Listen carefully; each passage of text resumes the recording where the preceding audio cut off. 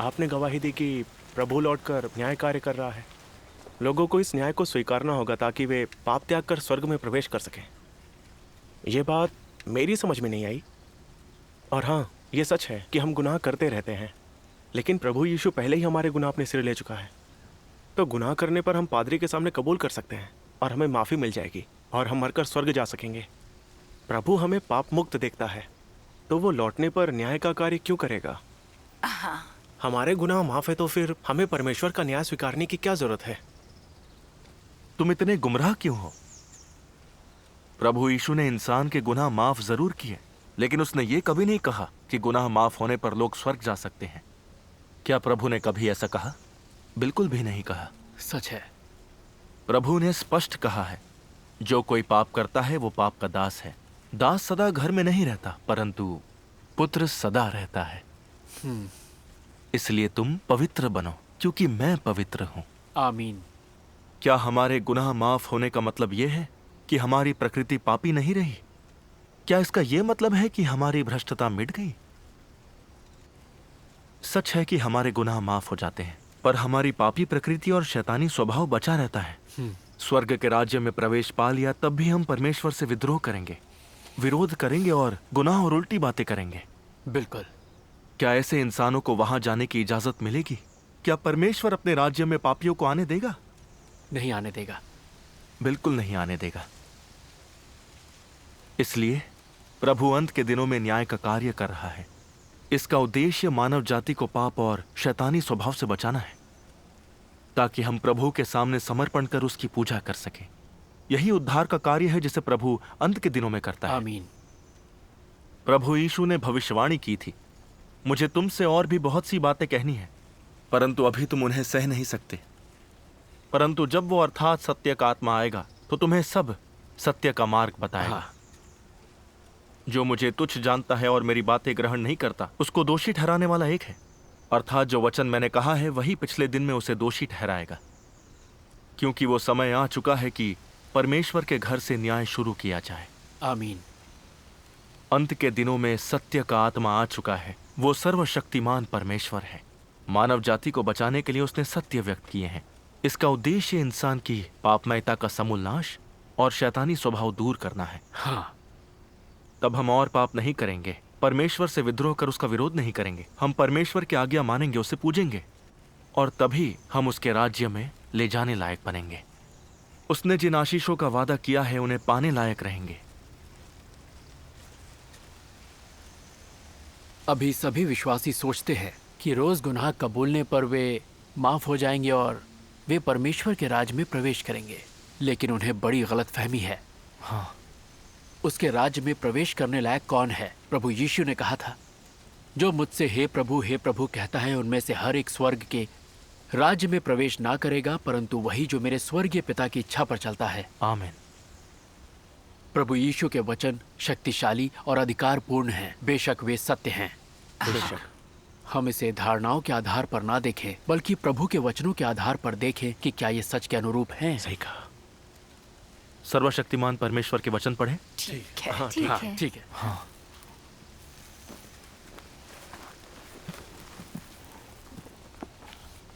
मैं पढ़ता हूं।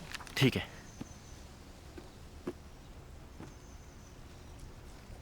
तुम लोगों जैसा पापी जिसे परमेश्वर के द्वारा अभी अभी छुड़ाया गया है और जो परिवर्तित नहीं किया गया है, क्या तुम परमेश्वर के हृदय के अनुसार हो सकते हो? तुम जो कि अभी भी पुराने अहम वाले हो, ये सत्य है कि तुम्हें यीशु के द्वारा बचाया गया था और इसी वजह से तुम्हें एक पापी के रूप में नहीं गिना जाता है। परंतु इससे यह साबित नहीं होता है कि तुम पाप पूर्ण नहीं हो। यदि तुम्हें बदला नहीं गया तो तुम संत जैसे कैसे हो सकते हो? भीतर से तुम अशुद्धता से घिरे हुए हो, स्वार्थी और कुटिल हो, मगर तब भी तुम यीशु के साथ अवतरण चाहते हो। क्या तुम इतने भाग्यशाली हो सकते हो? तुम परमेश्वर पर अपने विश्वास में एक कदम चूक गए हो। तुम्हें मात्र छुटकारा दिया गया है, परंतु परिवर्तित नहीं किया गया है। तुम्हें परमेश्वर के हृदय के अनुसार होने के लिए परमेश्वर को व्यक्तिगत रूप से तुम्हें शुद्ध करने का कार्य करना होगा। यदि तुम्हें सिर्फ छुटकारा दिया जाता है तो तुम पवित्रता को प्राप्त करने में असमर्थ होगे। ऐसे तुम परमेश्वर के आशीषों में साझेदारी के अयोग्य होगे। क्योंकि तुम मनुष्य के प्रबंधन के ईश कार्य में एक कदम चूक गए हो, जो कि परिवर्तित करने और सिद्ध बनाने का मुख्य कदम है। और इसीलिए तुम एक पापी जिसे अभी अभी छुटकारा दिया गया है, परमेश्वर की विरासत को सीधे तौर पर उत्तराधिकार के रूप में पाने में असमर्थ हो। आमीन। क्या खूब कहा है। सर्वशक्तिमान परमेश्वर के वचन सुनकर कैसा लग रहा है? बढ़िया, ये वाकई व्यवहारिक वचन है। हम सभी मानते थे कि गुनाह बख्श दिए जाने पर स्वर्ग जाएंगे। अब हमने देख लिया कि ये तर्क गलत है। दरअसल प्रभु यीशु ने ऐसा कभी नहीं कहा है। ये पूरी तरह इंसानी धारणा है। ऐसे ऐसा ही है। अगर हम इस भरोसे बैठे रहें कि प्रभु हमें अपने राज्य में ले जाने आएगा और हम प्रभु का स्वागत करने के बजाय आपदा में घिर जाए, तो क्या हम मूर्ख कुंवारियों जैसे नहीं होंगे? हाँ, ये सही है। हाँ। अगर हम उसके राज्य में प्रवेश कर सुंदर मंजिल पाना चाहते हैं तो सर्वशक्तिमान परमेश्वर का न्याय और प्रक्षालन स्वीकारना होगा। स्वर्ग के राज्य का यही अकेला रास्ता है। आमीन। क्या आप समझ गए कि हमें सर्वशक्तिमान परमेश्वर का न्याय और प्रक्षालन क्यों स्वीकारना है? मैं समझ गई। हमें सर्वशक्तिमान परमेश्वर के न्याय को स्वीकारना पड़ेगा और उसके राज्य के योग्य बनने के लिए स्वच्छ भी होना पड़ेगा। मैं सही समझी ना? हाँ, बिल्कुल सही। क्या आप गुनाह माफ करने और स्वर्ग ले जाने के लिए पादरियों का मुंह ताकते रहेंगे? बताइए। माफी मांगने और स्वर्ग जाने के लिए पादरियों पर निर्भर रहना हमारी कपोल कल्पना है। जी हाँ, बिल्कुल। पहले मैं पाप स्वीकार के लिए पादरियों के आगे घुटने टेकता था, लेकिन अब समझ चुका हूँ कि मैं कितना मूर्ख था। विश्वासी होने के बाद भी मैं सोचता रहा कि पोप और पादरी मुझे स्वर्ग लेकर जाएंगे। मैं कितना अंधा और मूर्ख था। आप सही हैं, गलतियां मुझ में ही थी। अंत के दिनों का मसीही मनुष्य को सिखाने, उसका सार उजागर करने और उसके वचन और कर्म विश्लेषित करने को सत्यों का उपयोग करता है। इन वचनों में भिन्न भिन्न तरह के सत्यों का समावेश है, जैसे कि मनुष्य को परमेश्वर का आज्ञा पालन और उसके प्रति निष्ठावान कैसे होना चाहिए, मनुष्य को किस प्रकार सामान्य मनुष्यता का जीवन जीना चाहिए और परमेश्वर की बुद्धिमत्ता और उसका स्वभाव इत्यादि। ये सभी वचन मनुष्य के सार और उसके भ्रष्ट स्वभाव पर निर्देशित हैं। खास तौर पर मनुष्य द्वारा परमेश्वर के तिरस्कार के ढंग का खुलासा करने वाले वचन इस संबंध में बोले गए हैं कि किस प्रकार मनुष्य शैतान का मूर्त रूप और परमेश्वर के विरुद्ध शत्रु बल है। अपने न्याय का कार्य करने में परमेश्वर केवल कुछ वचनों के माध्यम से मनुष्य की प्रकृति को स्पष्ट नहीं करता, बल्कि वो लंबे समय तक उसे उजागर कर उसकी काट छांट करता है। उजागर करने और काट छांट करने की इन तमाम विधियों को साधारण वचनों से नहीं, बल्कि उस सत्य से प्रतिस्थापित किया जा सकता है जिसका मनुष्य में सर्वथा अभाव है। केवल इस तरह की विधियां ही न्याय कही जा सकती हैं। केवल इस तरह के न्याय द्वारा ही मनुष्य को वशीभूत और परमेश्वर के प्रति पूरी तरह से आश्वस्त किया जा सकता है और मनुष्य परमेश्वर का ज्ञान भी प्राप्त कर सकता है। न्याय का कार्य मनुष्य में परमेश्वर के असली चेहरे की समझ पैदा करने और उसकी स्वयं की विद्रोहशीलता का सत्य उसके सामने लाने का काम करता है। न्याय का कार्य मनुष्य को परमेश्वर की इच्छा की अधिक समझ, परमेश्वर के कार्य के उद्देश्य और उन रहस्यों की अधिक समझ प्राप्त कराता है जो उसकी समझ से परे हैं। यह मनुष्य को अपने भ्रष्ट सार तथा अपनी भ्रष्टता की जड़ों को जानने और साथ ही अपनी कुरूपता को खोजने का अवसर देता है। ये सभी परिणाम न्याय के कार्य द्वारा लाए जाते हैं, क्योंकि इस कार्य का सार वास्तव में उन सभी के लिए परमेश्वर के सत्य, मार्ग और जीवन का मार्ग प्रशस्त करने का कार्य है जिनका उस पर विश्वास है। ये कार्य परमेश्वर के द्वारा किए जाने वाला न्याय का कार्य है। आमीन। आमीन। तो अंत के दिनों में इंसान का न्याय करने को प्रभु सत्य व्यक्त करता है, या तो रहस्य से पर्दा उठना प्रभु का है। धन्यवाद। बरसों से बतौर विश्वासी मैं पापों से छुटकारा चाहता था, लेकिन इतने साल हो गए मैं कभी भी ऐसा कर ही नहीं पाया। मुझे स्वर्ग जाने की कोई उम्मीद नहीं दिखती थी, लेकिन सर्वशक्तिमान परमेश्वर के वचन पढ़कर मैं समझा कि प्रभु पर विश्वास रखने से हमारे पाप माफ हो जाते हैं, पर पापी प्रकृति खत्म नहीं होती। हाँ, बिल्कुल। अपने पाप की जड़ें काटने के लिए हमें सर्वशक्तिमान परमेश्वर का न्याय स्वीकारना होगा, तब हमारी भ्रष्टता भी साफ हो जाएगी। ये बिल्कुल सही कहा आपने। अब समझा कि परमेश्वर को अंत के दिनों में न्याय कार्य क्यों करना पड़ता है? मैं समझ गया कि परमेश्वर के लिए अंत के दिनों में न्याय कार्य करना जरूरी है। तो हमें बताइए, सर्वशक्तिमान परमेश्वर न्याय कार्य कैसे करता है? इस बारे में आपका अनुभव क्या है? हमें बताइए।